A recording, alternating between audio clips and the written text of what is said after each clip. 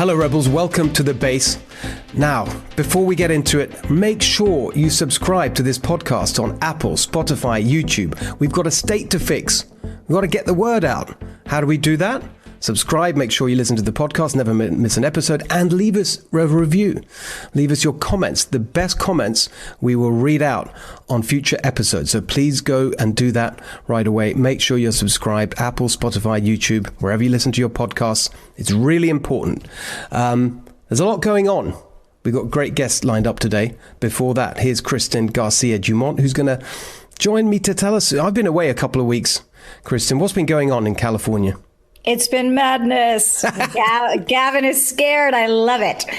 So we've got 3 polls now showing that the recall is completely neck and neck. The most recent one was a CBS poll, and that put likely voters, that's important. This is a likely voters poll. Put that, within the margin of error, it's basically, 50% in favor of the recall, 50% are going to vote against the recall. So, yes, amazing. They just totally dismissed it. They laughed, didn't they? There's a whole sort of crazy thing, and now it's looking real. Amazing. Yes. I mean, how many press releases and how many news stories did we see that it was just some pathetic, Republican effort? It's all these Trumpers.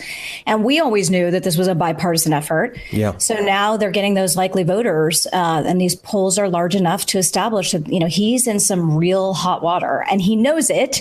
And he's now giving these press conferences where he looks nervous. He's pissed. There was an interview done by the panel at the Sacramento Bee, and he was complaining. People have to watch it. He looks so pissy. He's so angry. How dare people question. I did see that, actually. I think you put that out. By the way, make sure you follow Kristen on Twitter. What's the Twitter handle? I'm at K Garcia Dumont. Right. I think I saw on your Twitter, and you give great way to follow what's going on. And I saw this, and I was just sort of coming back I thought, oh my God, like he was on that sort of, he was like rolling around on his chair, wasn't he? He had that kind of swivel chair, swiveling around like grump. It was amazing. In a weird way, it reminded me a bit. It's not exactly the same, but I had the same kind of vibe from it. Do you remember in the 2016 election, they made Hillary do some video message to, I don't know, some union group or something.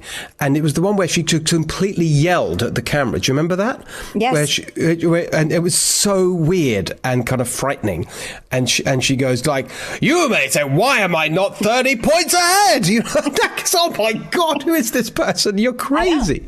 But he had that same kind of thing, like he was like cursing and like, he just seemed crazy. He did. He was cursing. He said all these people are bitching about California, and he is. He's moving, and his body language is absolutely infuriated that he needs to answer the people. Yes, that's right. Offended. That's right. It just had this feel of, the impertinence of the peasants trying to, tell me that I'm not doing a perfect job. It was just really amazing. Yeah. And then, of course, he had to fit in that, he gets to be heard, too, that all this stuff's coming at him and I should have an opportunity to be heard.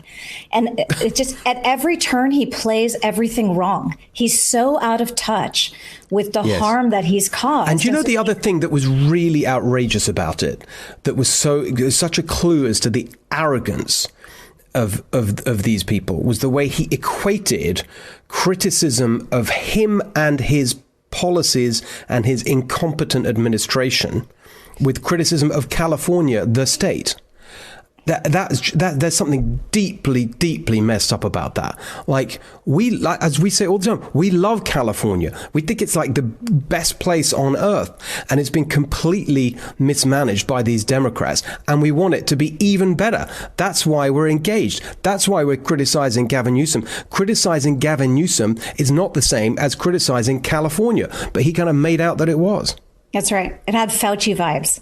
We criticize Fauci, you criticize science, remember? Oh my gosh, exactly. It's just this conflation of an institution with the person is troubling. Yeah. So what? And was there something else you put out on your Twitter I thought that was hilarious? The print at home. Tell us, what's that about? It's so frustrating because it's just, there's been so much cheating in plain sight that the story is weird because you have to keep it in context, which is at every turn, Gavin has changed the rules midstream in order to try to avoid a recall. That's quintessentially cheating. right? If you literally change the rules while you're playing the game, that is cheating.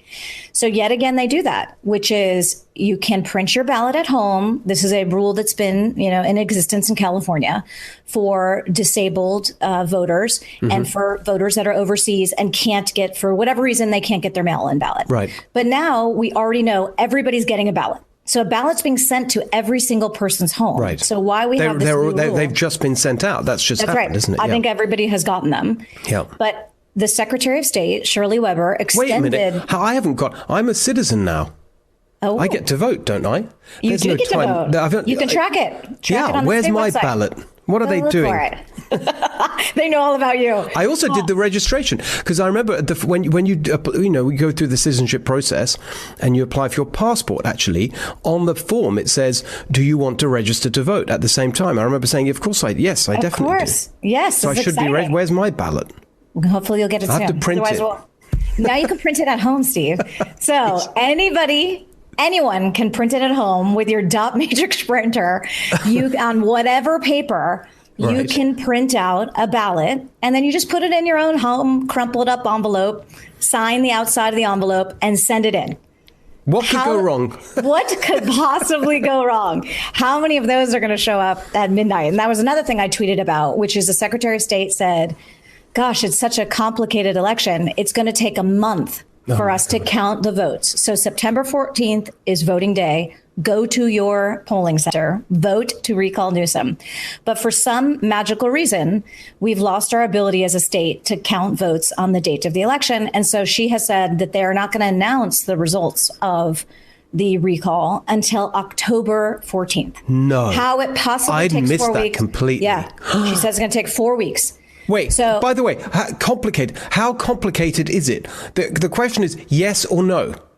That's the first part. It's 2 questions. It's literally 2 questions. And according to Newsom, you should only fill out 1. So it's probably the simplest ballot that voters have been sent in California. It focuses everybody's attention on one issue. This should be the easiest thing to count possible. But no, so those 2 issues combined, this delay in counting plus this ability to just randomly print out a ballot from whatever home printer you have. Yeah. How are they going to do signature verification? How are they going to verify that this is in fact the voter or that it even came from within the state? Those trouble me. So people need to really get involved and make sure that they're volunteering and making sure that this election has some integrity. Well, we're right into the crucial stage now. As you say, it's looking really interesting. We've actually got one of the leading candidates for governor on the show today as our guest. And before we meet that person, I just want to make clear to the audience, we're not going to be endorsing any particular candidate. I think everyone can kind of tell where we stand on the first question as to whether or not Newsom should be recalled. There's lots of great candidates running. We're not going to be endorsing any of them. We are, we hope, going to be talking to all of the leading candidates. We've got a few of them already booked to come on the show. And I'm delighted to say that the first of the candidates that we're going to be talking to on California Rebel Base is here waiting right now. He is Kevin Kiley. He's been our guest before, and he's here today to talk about his campaign to replace Gavin Newsom. Kevin, it's great to see you. You were here for our very first, I'm going to call it our prototype episode of this podcast. You were very generous and came along to support us. And since then, of course, you have announced you are running for governor. You're in the race. It's all happening. How's it going? It's going very well, and I was quite honored to be the first guest on the show, and I've had the chance to listen to it since, and it's been a great source of wisdom in the insane world of California politics. You can definitely come back. With that kind of start, we'll definitely have you back anytime. Exactly. But no, things are going well, and people have ballots in their hands now in a lot of counties, and the recall right now is a dead heat. I mean, we really got a shot at this thing. So look, tell us, we'll go over a lot of, we talk about it the whole time, why people should vote yes on the first question, why they should vote to recall Gavin Newsom. We don't need any reminding of that, although it's always fun to do that. And we will get into that, I'm sure. Make your case as to why it should be you, Kevin Kiley, who replaces Gavin Newsom. Yeah. So, and I should say, when I got involved in the recall movement, it was not for the purpose of being a candidate. I mean, I held 50 events throughout the state to try to get the signature gathering process across the finish line and get it on the ballot. And I was doing that in a supporting role because this is a movement that didn't start with politicians, didn't start with the state Republican Party. It started with people in their communities at the grassroots level. I mean, it was a citizens movement through and through, the largest ever in actually United States history in terms of the number of people who signed it. So I just was trying to lend my voice to that in whatever way I could. It was only, after we got it qualified and as we started moving towards this final phase that I heard from a lot of the folks I'd met along the way who said that, who asked if I could be someone who could sort of carry the torch of the movement. And so I've spent 5 years now at the state capitol as a member of the legislature and know exactly how dysfunctional, how corrupt our entire state government is and know exactly how broken it is. And so I feel I'd be ready on day one to sort of translate the extraordinary energy of the citizens movement, the fundamental call for change that the recall represents, into the real political change we need at the Capitol, which is going to be really important because whoever wins is only going to have another year before the next election. So we're going to have to get to work really quickly in order to set the state on a new course and to give voters a choice in 2022. Do you want to continue down this new path, or do you want to go back to the way things were, the political racketeering that we've gotten used to? Kevin, that is a great point, because one of the things that I think is missed in the conversation around the recall is the fact that if you want to make change happen, the governor can't do it on his or her own. The legislature, where you are, incredibly important. Some would say more important in terms of actually affecting policies on the ground. So given your perspective from there, as governor, what would you do on day one? What would be, and then, 2 and the first month and so on, to try and make something happen? Given the fact that you've got the entire legislature against you, you've got this Democrat supermajority, what would you actually do? Well, if we're talking literally day one, or let's call it minute one, I'd terminate the state of emergency. That causes all state and local emergency. And you could do that on your own. That is something the governor can do. Absolutely. Right. Yeah. Governor has the power to terminate the state of emergency, which has now been ongoing for a year and a half. And that automatically causes all existing state and local orders that were issued under it to expire, to lapse. So I kind of think of the things that you could do right off the bat. I put them into 3 categories. The first is just sort of trying to affect a change in the political culture, which I think is in many ways what the recall is all about. I would say, look, the era of corruption is over. The way of doing things where we have lobbyists and special interests that control our corrupt political class, those days are over with. We're going to actually be a government that serves the people of this state now. And so any legislators who want to work with me, that's great. Those who don't, who want to remain mired in the era of corruption, then, we're going to have to find someone else to fill those seats. The second thing is using executive authority strategically. So yes, terminating the state of emergency, doing what you can with executive authority to make sure schools are open full time, and then just sort of systematically unwinding a lot of the failed policies that have been put in place by executive orders through Newsom, through his predecessors, and through all of these state agencies we have that churn out regulation after regulation under the auspices of executive power. As the leader of the executive branch, you could provide whole new directives to roll those back. And then the third thing, yes, is working with the legislature. So I would summon a special session of the legislature and throw down the gauntlet, saying we finally need real reform legislation on the key challenges facing the state: the cost of living, homelessness, rising crime rates, certainly education reform and school choice. And I know from working in the legislature, the one thing that our state's politicians respond to is political pressure, the fear of losing their job. So if they've just seen the governor lose his job, I think there'll be a unique opportunity to compel real change. I've got to say that is very compelling. You make a good case there. I want to dive into all of that. Let's start where you left off, which is the political pressure that will be there on some of these Democrats, seeing, in the scenario where Gavin Newsom is kicked out and you're the governor. So you mentioned a couple of things: the cost of living, school. Again, realistically, you got to start with one thing. And there's, you're lucky to get one thing done. Is there a priority there? Would you say school choice is the priority? What would you, in terms of working with the legislature on some legislation that makes a real change, what would you choose as the top priority there? I would probably put school choice and education reform first, actually. Right. For a few reasons. I mean, one is that it's sort of the most important issue in a lot of ways. And it's also the area where we have been failing most. Even before COVID, we had among the worst public schools in the country. I taught at a high school in the inner city where my 10th graders had an average reading level of 5th grade. And then during the COVID era, of course, we've been last in the country in getting kids back to school. And so there is, and that has just opened, I think, the eyes of a lot of parents across the state as to the source of our problems, is that we have a special interest whose business model is keeping kids trapped in failing schools, and who happens to be the number one funder of Gavin Newsom. And so I would, want to present that issue front and center to the legislature. And then kind of on the back end political pressure, you would have not only the 2022 election coming up, if there was, if the legislature refused to act, but also there's a school choice initiative that is being prepared for the 2022 ballot. So I think there might be just sort of the perfect opportunity to overcome the almost, insurmountable political barriers that we've faced in recent years to getting actual student-oriented education reform through. And so last question on this, what would that look like? What would your kind of dream scenario of school reform and school choice, what form would it take?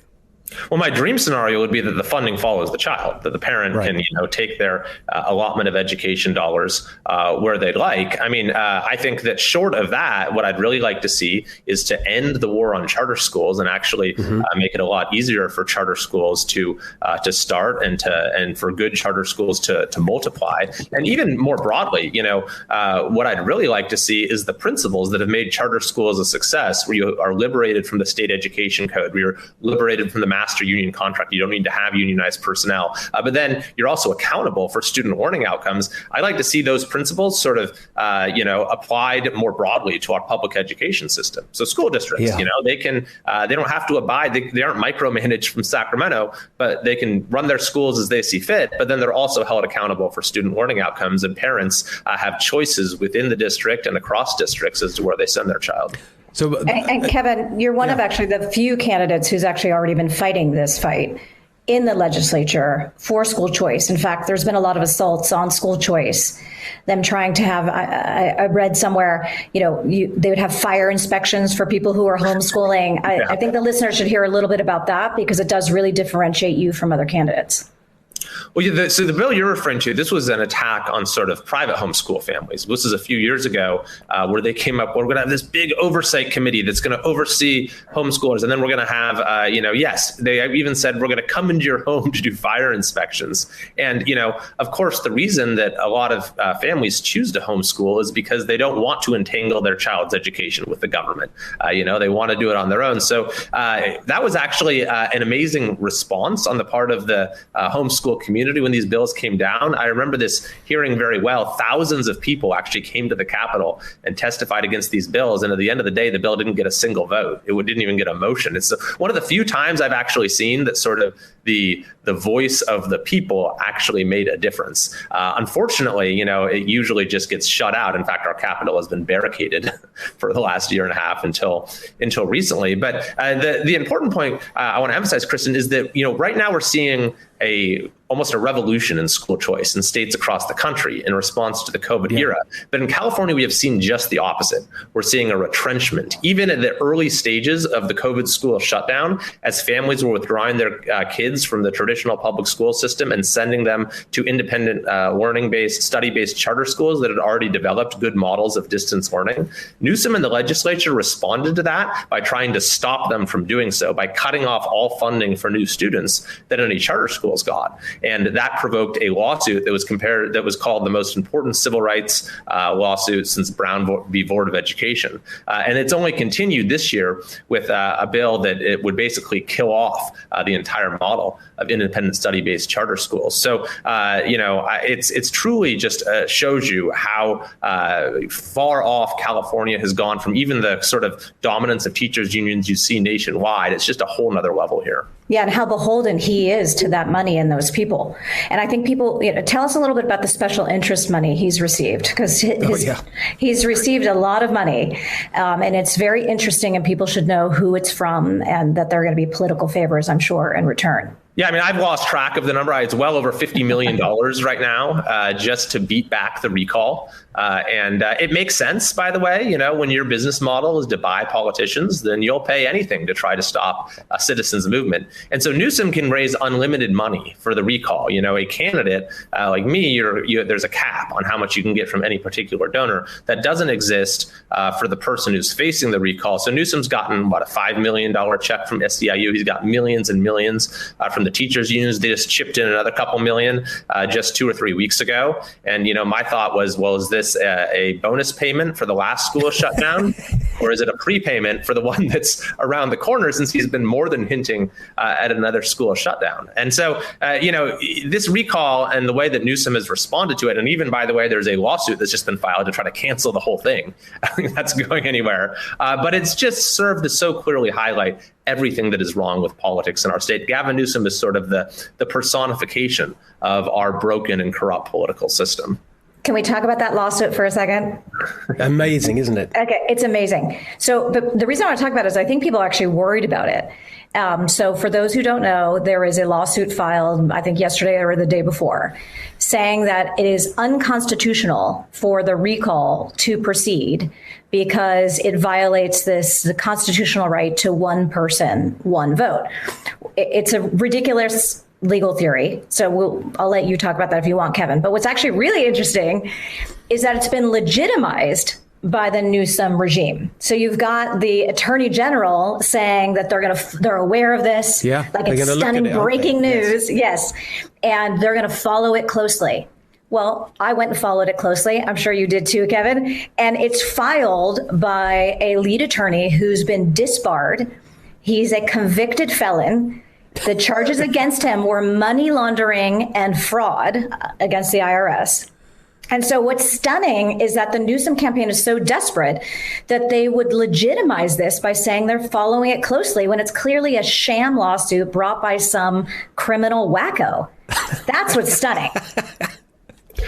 I don't even know if I have anything to add to that. That was very well said. I mean, it's nuts.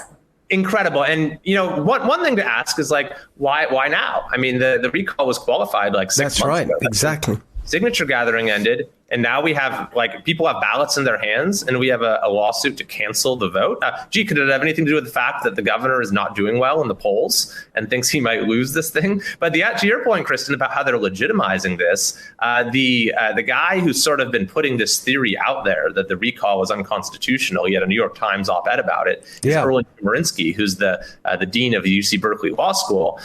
This is the same guy who Gavin Newsom cited when he signed this law to try to get President Trump off the ballot for not releasing his tax returns. He said, oh, no, it's constitutional. Erwin Chemerinsky says it's constitutional. Then the California Supreme Court struck it down unanimously. And so that tells you two things. Number one, the Newsom regime's fingerprints are all over this attempt to cancel the recall. And number two, it probably has no legal merit whatsoever. That's really interesting. I hadn't made that connection. That they're not just, rowing in behind it now that it's happened. They actually may have had a hand in getting it going in the first place. The whole thing is, by the way, the other hilarious thing about it all is just as they're trying to stop people having a say through a democratic, constitutionally defined process in terms of the California Constitution, they literally got these ads. I don't know about the rest of you. I can't seem to escape these ads with Elizabeth Warren lecturing us about how this, what do they call it? The Republican recall is all, they're kind of linking it to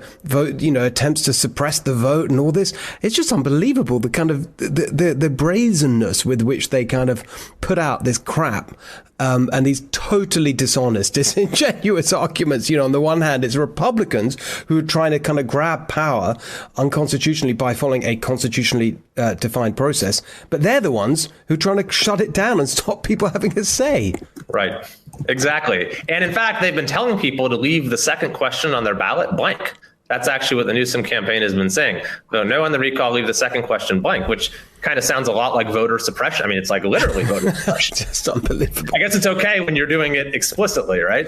What's this story? I just want to. There's some story about a whistleblower What's that? Tell us about that. That was I've been away, but I haven't sort of been following it all. Didn't you you had something interesting on that to say? This is the PG&E thing. Yeah. Yes, the PUC whistleblower. That's right. I want to make sure we have time for that. So yeah. So, I mean, the first thing to note is that PG&E, we all know what PG&E has done to the state. They've also, had what the New York Times has called, their political playbook, where they just give extraordinary amounts of money to politicians. None more so than Gavin Newsom. He's received more funding than PG&E than any other politician, several $100,000 over the course of decades. The Sacramento Bee even discovered they helped pay his wife's salary through a nonprofit. And if you look at like Aaron Peskin, who's the very liberal supervisor in San Francisco, he's talked about how PG&E, you can't rise to power in San Francisco as Gavin Newsom did without their blessing and support. So it's been this just incredibly cozy relationship. And so we learned just a few days ago, ABC 10 had an interview with the former executive director of the Public Utilities Commission, who came forward and said that when Newsom came in charge of the governor's office, became governor, the relationship between his office and the PUC, which is supposed to be an independent agency, changed entirely from what it was under Jerry Brown, where under Jerry Brown it operated as it's supposed to. It operated independently. Once Newsom was there, the governor's office needed to approve everything that happened. And she said that that was especially true with respect to anything having anything to do with PG&E. And she furthermore said that she had to sign a safety certificate for PG&E against her will. So it doesn't take a lot of maneuvering to put the pieces together. This is incredible. The corruption is so deep. I want to sort of ask about that specifically, actually, because you've seen it just in this case, and there's much more to dig into there, but we don't have the time right now. You've got the schools thing, as you mentioned, and we could go on. The money and favors in exchange. I mean, what can we do? And there was this laughable bill, wasn't there? And one of the Democrats put into the system in the state legislature, trying to stop businesses from giving money but unions are fine, and I guess PG, so how can we actually stop this? I mean, what it is, systemic corruption. Yeah, so actually, I've introduced a bill that would bar PG&E and any other investor-owned utility from giving political contributions, because my argument is that they're essentially quasi-public entities. Exactly. They have the power of eminent domain. They're granted monopolies over entire areas. Their rates are set by the government. Their personnel and their government personnel are utterly enmeshed and entangled in their operations. So I don't understand why they should be allowed to be, funding political campaigns. But be that as it may, I think that what we've learned is that campaign finance laws can only do so much because it's kind of like whack-a-mole. You shut off one source and then it pops up somewhere else. What we really need is a change in our political culture. So that's why I decided I'm just not going to take any funding from special interests at all, only from citizens. And, we've gotten well over 6,000 people who have donated just in the last month or so to my campaign. But I think that we need to start supporting, elected officials who take that model of citizen-backed representation and try to sort of stigmatize taking money from a PG&E or from teachers unions. And that's how that kind of cultural change, I think, is really the best way forward. And can I add to that, Kevin, the fact that two major issues in California, wildfires and our energy grid, are so intertwined with PG&E's actions. This really symbiotic and way too cozy relationship between the governor and PG&E should worry citizens on both sides of the aisle. It's very troubling that the corruption lies right there for everyone to see. I want to ask you, Kevin, just briefly about one of the other sort of points you made in terms of your priorities if you're elected. We talked about trying to get some legislation done. You focus, you said priority their school reform. The second category was stuff that you could do through the executive branch's control of all these agencies and the regulations and the stuff that's going to get us churned out from Sacramento that affects everyone on a daily basis, small businesses, individual people, so you name it. Where would you focus there? And again, is this stuff that you could do unilaterally, as it were, because it's executive branch control? You don't need the legislature for this. Yes, absolutely. So, Gavin Newsom loves executive orders. orders, the thing about executive orders is you can undo them with executive orders.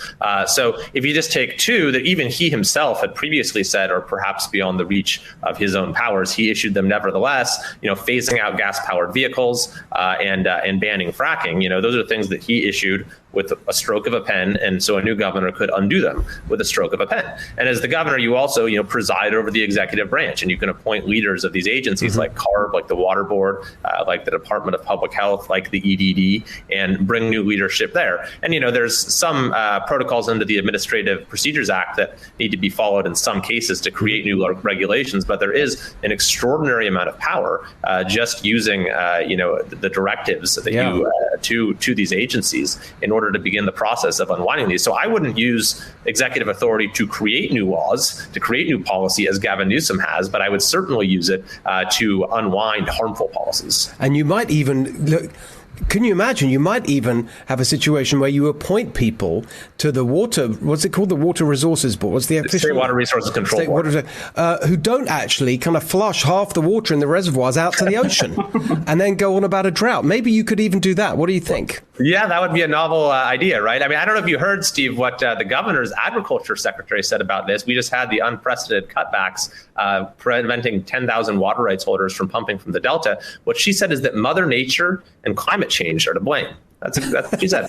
Mother Nature and climate change. I'm like, actually, the whole point of government is to solve the problems that Mother Nature throws our way. So when you just surrender to Mother Nature, that's literally an admission of political ineptitude, right? Kevin, do you have 2 seconds to address your appointments? People are concerned Feinstein's going to retire, and so the new governor would appoint a senator who would eviscerate, women's rights. That's issue one. Issue two is appointing judges. Well, so as far as the Feinstein thing goes, first of all, Feinstein has not said she's going to step down. So it's kind of offensive for them to be saying, well, when Feinstein's seat somehow becomes vacant, we better be worried. But it's just a ploy to try to nationalize the race, because they know Gavin Newsom cannot defend himself on the record as far as what he's done to California. So they're trying to motivate people by saying, well, there might be a vacancy and then the Republican governor might make an appointment and then Mitch McConnell might be majority leader. I mean, these are the lengths they have to go to try to get people to vote for Gavin Newsom. So to take that issue off the table, what I've said is just, look, if there's a vacancy, I'm not going to appoint anyone. Let the voters of California decide. Yes, as they should. I think we've gotten used to King Newsom. Everybody thinks that he gets to appoint everybody. People forget that this is our elected official. It should go to the voters. Exactly. And great quick question on the judges. Just probably the last one we got time for. What's the response there? Oh, yeah, on the judges. So, I mean, I'd appoint judges who respect the Constitution and the rule of law. And I think that's more important than ever after what we lived through over the last year and a half, as the courts have been incredibly weak in sort of holding Gavin Newsom accountable for his actions. And so, I think that we need to have justices who understand that, that having one man rule for an indefinite period of time is not consistent with the way our government is supposed to work. And so I would seek to put in justices and judges throughout our judiciary who are of that mind. And can I just underline that point, if I may? It's such an important one, which is that the whole philosophy you've outlined there in terms of how you'd make those appointments, it is not about choosing people on the basis of what kind of ruling they would make on certain political issues. It's quite the opposite. You don't know how they're going to rule. You just know that they're there to follow the Constitution and the law, whereas it's the Democrat side who wants to appoint people to get certain outcomes out of the system. What is the proof of that? The justices that President Trump appointed to the Supreme Court, in many cases, since they've been there, have come to make rulings that actually go in the opposite direction to the politics that either Trump himself or other Republicans would have liked. And indeed, they've criticized them. But the whole point is they're there to exercise their judgment about what the law is rather than what the politics should be. Exactly. I think it's an incredibly important philosophy. And actually, we forget that we talk about the Supreme Court, the national level, the whole time. It's just as important at the state level. So it's very, very exciting to hear you talk about that. I think that's all the time we have. You're a busy guy. You got to go off campaigning. Kevin, we're not endorsing candidates on this show, but we want to give everyone a hearing. And I can certainly say I think you just made an incredibly compelling case today. We really appreciate your time in coming to talk to us. Hope we can do it again. I mean, with a month left? There'll be many opportunities, I hope. There's a debate on the 19th, right? There's one tonight, actually, and on the Thursday. Tonight's is going to be on NPR affiliates throughout the state, and Thursday's is on, I think, Fox affiliates mostly throughout the state. Well, fantastic. Thank you so much, Kevin. We'll see you soon. All right, thanks. All right, that's going to wrap it up for us today at California Rebel Base. Make sure you join us next episode, Thursday. We've got a great episode in store. We hope is just coming together now. Could be very, very interesting on a very big issue, which is wildfires and what we can do about it and why everything you're hearing about that is wrong. Make sure you subscribe to this podcast. It's very important. We've got to get the word out.